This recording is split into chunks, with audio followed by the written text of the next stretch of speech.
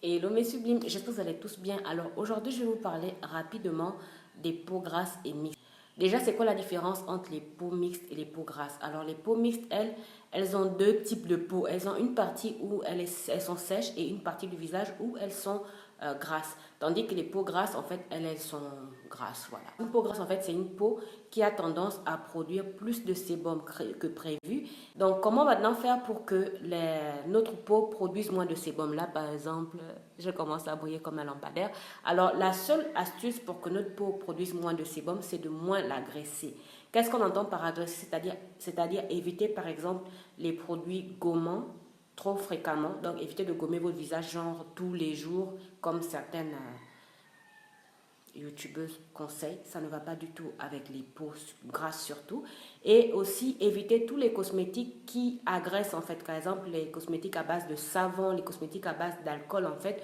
Nos peaux, les peaux grasses et mixtes ne supportent pas ces cosmétiques-là. Plus vous allez utiliser tous les cosmétiques qui contiennent les composants que j'ai cités tout à l'heure, plus elle va produire du sébum parce qu'elle sera agressée et elle va chercher justement à se protéger en produisant encore plus de sébum en fait. Ah, et aussi une chose, les personnes qui pensent qu'en hydratant pas sa peau, elle va produire moins de sébum, c'est faux.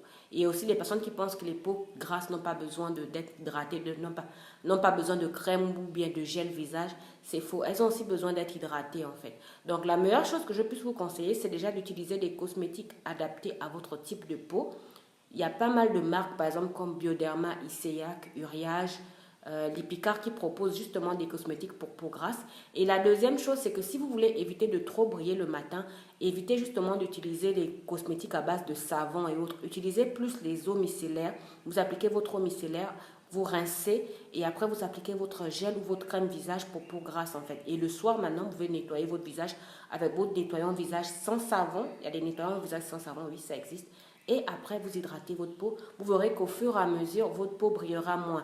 Ça ne veut pas dire que votre peau ne sera plus grasse. Elle sera toujours grasse, mais un peu moins que d'habitude. Donc, est-ce que les cosmétiques pour peau grasse à mixte permettent justement de matifier la peau?